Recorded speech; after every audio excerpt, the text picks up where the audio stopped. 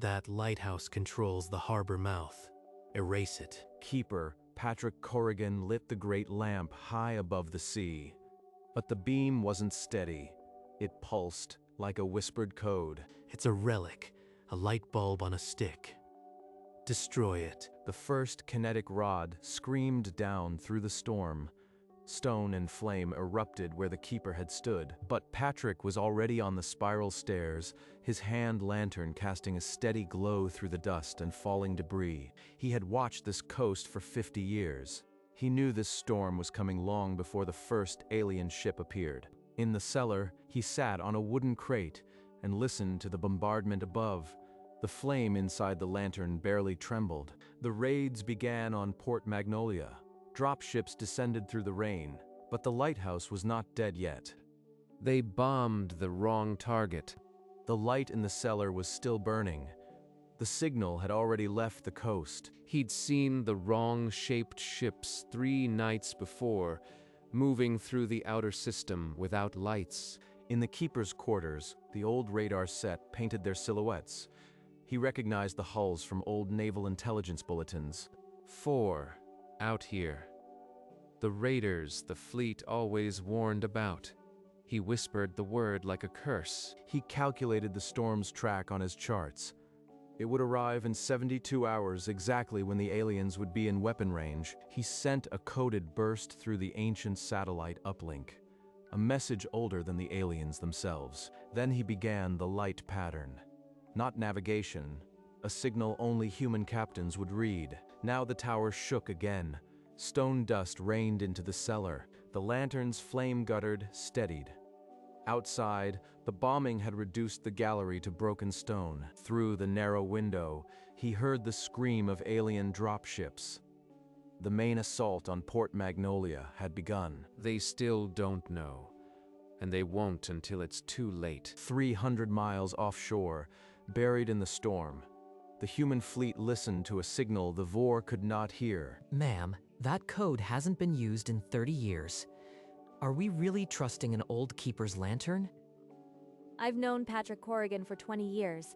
If he's flashing that pattern, it means he has a plan. The lantern had pulsed short, long, short. The old Navy recognition flash that only human captains knew. But the Vor just bombed the lighthouse. If they saw the light... They saw a light. They didn't read it. And by bombing, they've confirmed the trap is sprung. The fleet had already moved into ambush positions, hidden in the storm Patrick had predicted with perfect accuracy. All ships, stand by. We wait for the second signal, the light after the bombing. Corrigan will give it. In the cellar, Patrick's gnarled hands checked the lantern's oil. He knew exactly when to relight it. The trap was set. The Vor had just destroyed the only thing that could have warned them. The first Vor drop ships hit the Port Magnolia waterfront, expecting no resistance. This is Mayor Vance to all militia positions. Remember your training. Make them pay for every inch. They were supposed to be blind. Why are they shooting back? Local militia, Commander. Pre-placed defenses. Someone alerted them. It doesn't matter. Crush them. They're only delaying. In the lighthouse cellar, Patrick heard the gunfire and knew the militia was buying him time. He pushed the cellar door open, the hand lantern held high, and started climbing the broken stairs. When he reached the ruined gallery, the storm still raged. He lit the hand lantern and held it up, a defiant spark. A Vor patrol on the rocky shore saw the light flicker back on. They signaled the command ship. That light again? The old man is alive. Send a team. Kill him. The Vor patrol scrambled up the wet rocks, dark armor gleaming with rain, weapons trained on the old keeper. You are already dead. You just don't know it yet. The Vor soldiers slowed, uncertain. An old man with a lantern speaking as if he had already won. Corrigan's second light. All ships, engage. Fire at will. From the heart of the storm, the human fleet answered. Torpedoes lit the waves. The first strike hit the Vor mothership amidships, a fireball that lit the clouds. The light was a signal. They were waiting for us. The old man knew. Your fleet burns while you stare at an old man's candle. Still want to kill me? The patrol leader's weapon wavered. The sky behind them was on fire. The human fleet emerged from the storm in full fury. The trap was closing. You, old man, extinguish that light now, and I may allow you a swift death. This light was never for you. It was the signal that brought the fleet. You've already lost. The Vor commander's order to fire never reached the patrol leader. A Marine sniper's bullet found him first. Keeper Corrigan.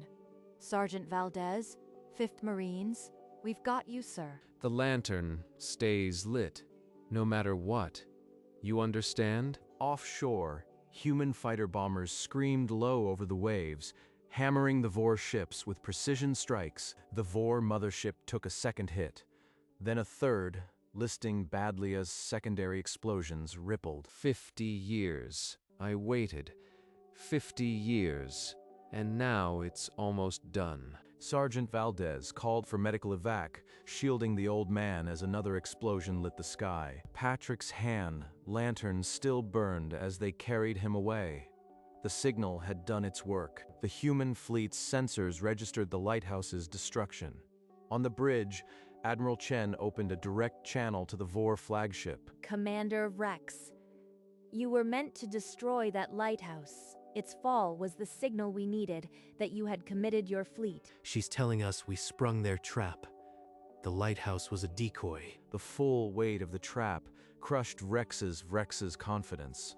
The light had guided the human fleet days ago. The bombing only confirmed it and sealed his fate. Your ships are surrounded. Every landing zone is pre-sighted by our guns. You never had a chance. Outside, the human fleet executed a coordinated strike, and the Vor formation shattered into a chaos of fire and wreckage. On the shore, Patrick Corrigan was laid on a stretcher, still clutching the lantern. He looked up at the burning sky. It worked. They bought it. Now they pay. The remaining Vor ships tried to flee, but human fighters hunted them through the storm, picking them off one by one. Stay with us, old man. You've earned the right to see this through. I am not leaving. Not without the main lantern. It's still up there. Sir, that tower could come down any second. Let the engineers handle it. He pushed away the medics and stood, the hand lantern still burning. Duty wasn't finished. Corrigan, I can't let you do this. It's suicide. I've kept this light for 50 years. It doesn't go out because someone says it's too dangerous. He began the climb, ignoring the groaning stone and the rain of dust. The main lantern still burned in its shattered housing. He wrenched it free as the floor buckled. The stones gave way beneath him.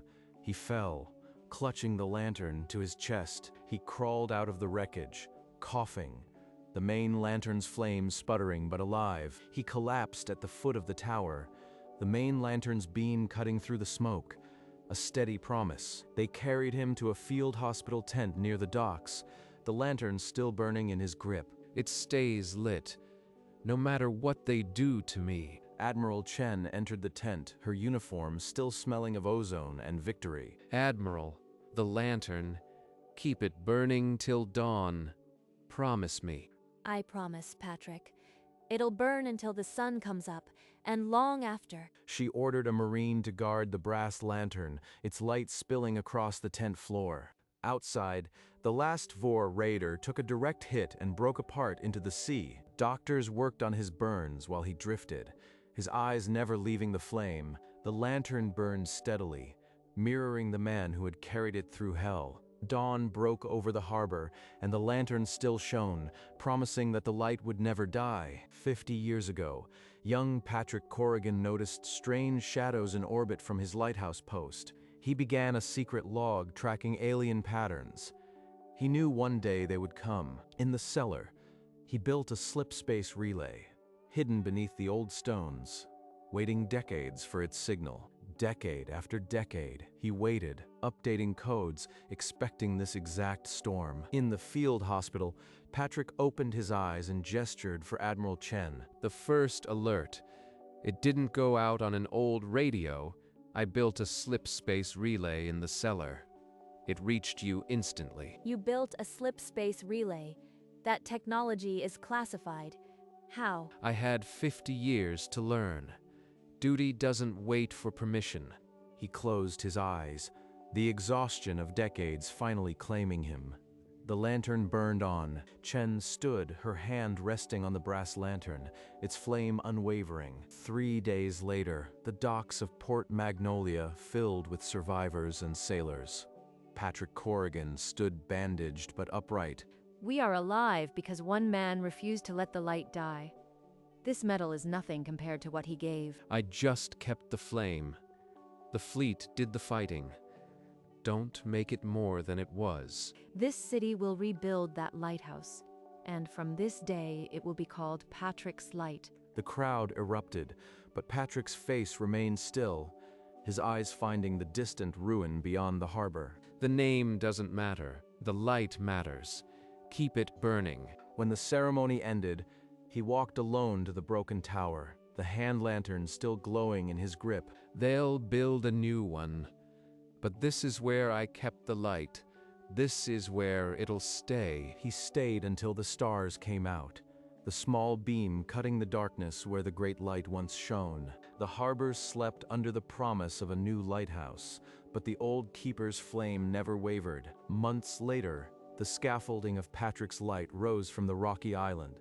He watched with a cane, the lantern still at his side. Make sure the lens rotates 3 times a minute. I'll inspect the calibrations myself before nightfall. A young woman in naval keeper's whites approached him. She waited, patient and silent. What would you do if the light was targeted? If they bombed it, like they bombed mine? Her answer came without hesitation. Relight it. The signal is the flame, not the tower.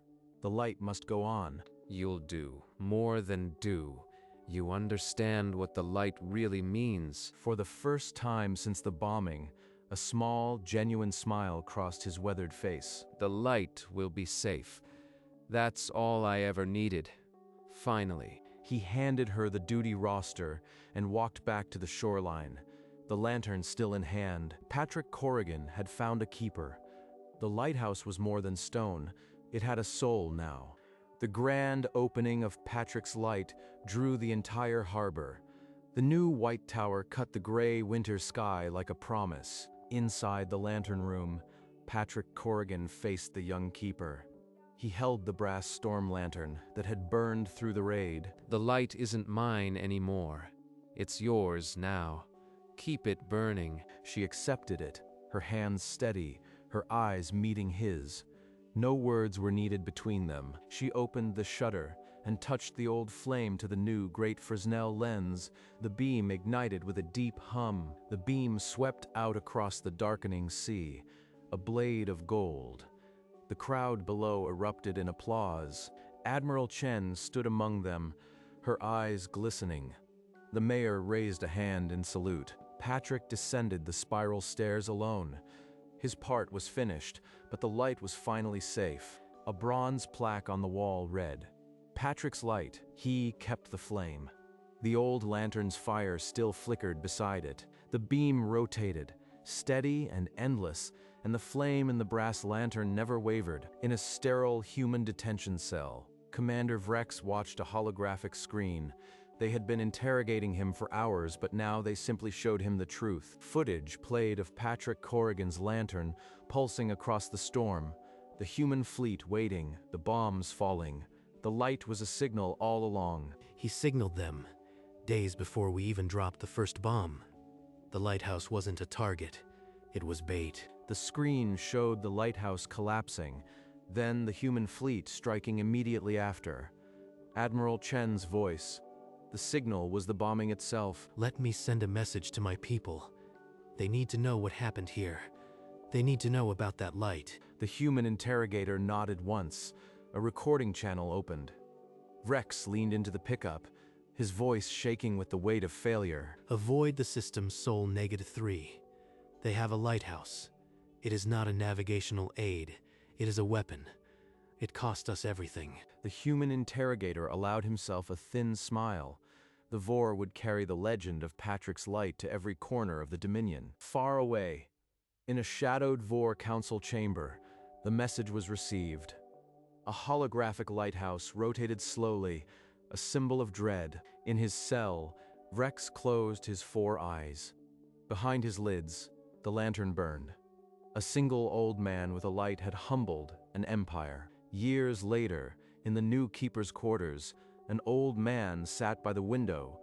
His white beard was longer, his hands gnarled, but the sea outside looked the same as ever. The light goes on. That's all I ever needed to know. He rarely spoke anymore, but he always listened for the deep hum of the rotating beam. It never faltered. One winter night, a storm rattled the windows. The beam cut through it, steady as a heartbeat. He pulled a blanket over his knees and watched the light sweep across the black water. Storm or calm, the flame stays, just like it was meant to. He closed his eyes for a moment, just to rest them. The sound of the mechanism was a lullaby. When morning came, the beam still turned, but the old keeper did not wake. His face was peaceful, his hands still folded as if holding a lantern. Outside, the sea breathed. The lighthouse continued its vigil. Patrick Corrigan had kept the flame. Now the flame would keep him. In the base of Patrick's Light, a small museum displayed the original brass storm lantern beneath a soft spotlight. A group of schoolchildren gathered around as the head keeper pointed to the lantern. Her voice was calm but carried the weight of the story. She told them about the storm, the raiders, and the old man who lit a signal that brought the fleet home before the first bomb fell. A little girl raised her hand. She wanted to know if the lights still called the fleet. Even now, the keeper smiled and answered that it still watches, just in case. The beam rotates every night, waiting and ready. The children stared at the plaque. Patrick Corrigan, keeper, he lit the way home. The flame in the case flickered gently. One by one, they placed their hands against the glass, as if trying to touch the warmth of 100-year-old duty. The lantern never went out. It remained, a heartbeat of fire, a memory of a man who kept the flame when the world needed it most. Outside, the great beam of Patrick's Light swept across the dark sea, and somewhere in the deep, a fleet of shadows gave it a wide berth. A light, they learned, could be more than a warning. It could be a promise. On a quiet evening, the head keeper climbed to the gallery of Patrick's Light, carrying a small replica of the old storm lantern. The great beam rotated behind her, sweeping across the dark water, a steady heartbeat. She whispered to the wind, her voice carrying the promise. "I'll keep it lit, old man." In the sea mist, a shape coalesced, a silhouette of an old man in oilskins, a lantern in his hand. The ghostly figure nodded once, a faint smile on a weathered face, then slowly dissolved into the fog. The beam swept on, unwavering. The promise had been kept. The keeper stood a moment longer, her hand on the cold railing where his hand had once rested. Far out at sea, a ship's captain saw the light and corrected his course, giving the lighthouse a wide berth. The legend of Patrick's Light had become more than a story. It was a warning and a welcome. On the gallery, the air was still, but sometimes, on nights like this, the old keeper's ghost watched over the flame. As dawn painted the sky pink and gold, the great beam of Patrick's Light swept one last time across the water, a final farewell to the night. The lens stilled, its nightly vigil complete.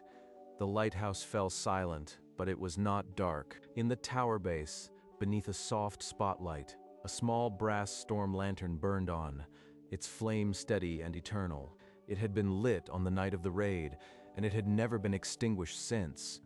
The lantern that Keeper Patrick Corrigan had lifted high on the ruined gallery while the Vor bombs fell. The bronze plaque beside it read, "Patrick Corrigan, Keeper." He lit the way home. Patrick's Light stands to this day, a white tower against the endless sea. They bombed that lighthouse once, thinking its light was obsolete, a relic to be extinguished, but the signal had already crossed the storm, guiding the fleet home before the first bomb fell. The light never died, and it never will. In the cold silence of deep space, a Vor scout ship drifted. Its hull was scarred from old battles. A warning beacon chimed on its bridge, an encoded transmission from the Vor High Command. The message was brief. Avoid System Sol -3. They have a lighthouse. A Vor captain studied the warning and scoffed, but his hand hovered over the navigation panel. He had heard the rumors. A fleet lost, a human trap made of light, an old man with a lantern. With a muttered curse, he diverted the ship's course, giving the Sol system a wide berth. From a great distance, the Sol system was just a speck in the galactic arm, but one point of light shone brighter. A tiny lighthouse on a small blue planet, its beams sweeping across the void. That light was a promise. Earth was not blind. It never would be. And the beam of Patrick's light swept on, a silent sentinel, eternal. Inside the lighthouse base, the original brass lantern burned on, a small flame behind glass. The bronze plaque beneath it was simple, its words carved deep. Patrick Corrigan, Keeper. He lit the way home. The flame flickered gently, as if acknowledging the words. For a long moment, there was only the steady hum of the rotating mechanism far above. The beam swept on, a rhythmic pulse in the darkness, a heartbeat of light. Then the frame slowly faded to black.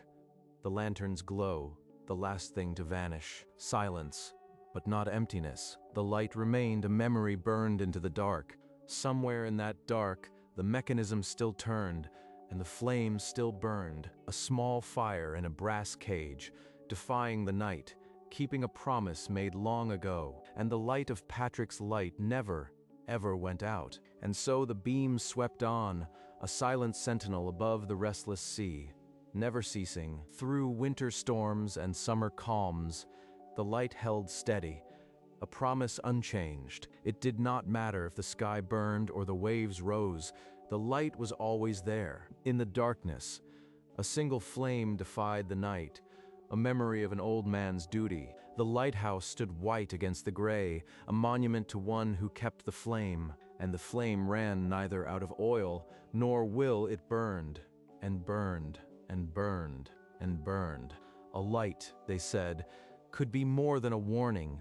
It could be a promise, and that promise was kept long after the Keeper had gone, long after the war. It was a small fire in a brass cage, but it lit the way home. Patrick's light. As the credits rolled over the image of Patrick's light at dawn, the tower stood against a sky of rose and gold. Gently superimposed, the brass storm lantern glowed, its flame a steady heartbeat in the quiet morning. The beam swept in its eternal rhythm, cutting through the last mists of night. Then the screen bore a final line, simple and quiet, for all who keep the light in the storm. It was a dedication to every keeper who ever lit a wick and watched the sea. The image held for a long moment, the wave song soft beneath the hum of the mechanism. Patrick Corrigan's lantern still burns in its glass case, a flame that will not die. It is a memory, a promise, and a warning. The light endures. And somewhere, in the storm, a sailor sees that beam and knows they are not alone. For all who keep the light,